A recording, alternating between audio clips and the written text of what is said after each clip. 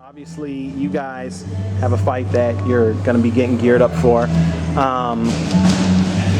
I know it's a fight you guys don't have a problem taking because obviously you took it. But I got to ask, is it a fight that, I don't want to say motivates you, but is it a fight that, you know, kind of gets you up when you know there's other fights out there because that when you you want? think about the fight that Lamont's been in. Garcias, the Bradleys, the Khans. I've been in some legendary fights.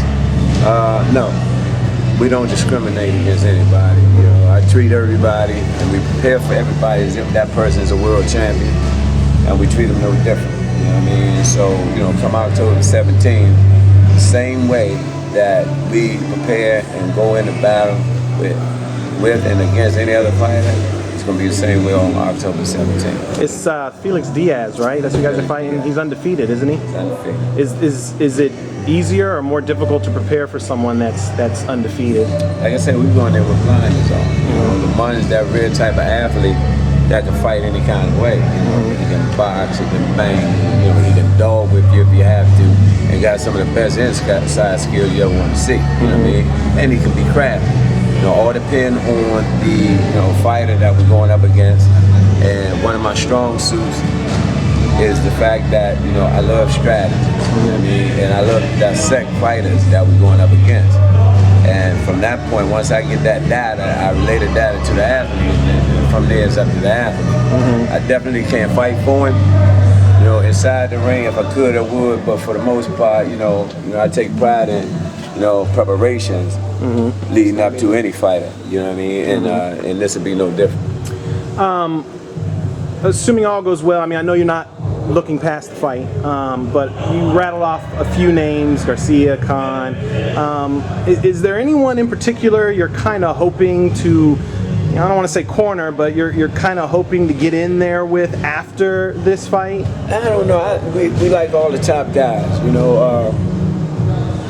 Me personally, I like boxing to go back to the days when you did match these guys. If you did have Ray versus Hearn, and Hearn versus Hagler, and Ray versus Hagler, Duran versus all of them. And what made them, legendary fighters is they had legendary opponents.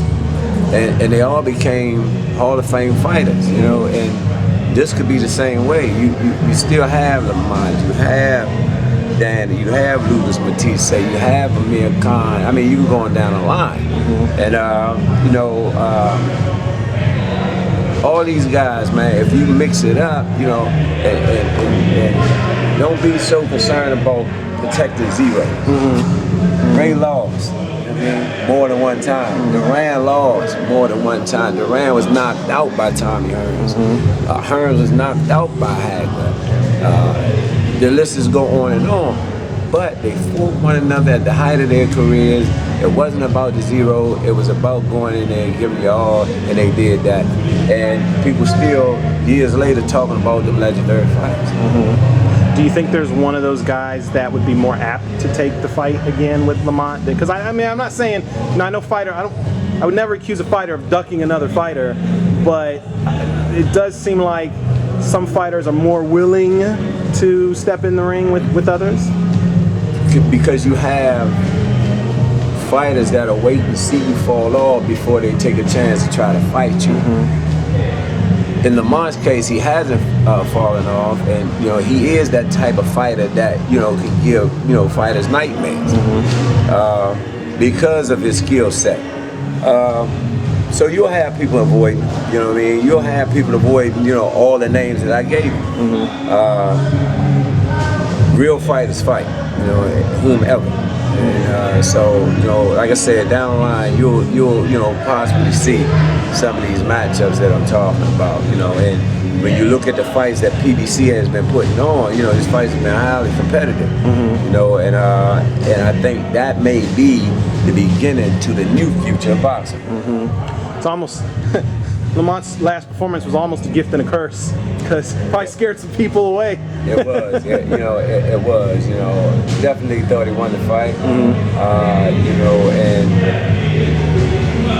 but Lamont is that guy, he don't complain, he don't cry over spilled milk, it is what it is.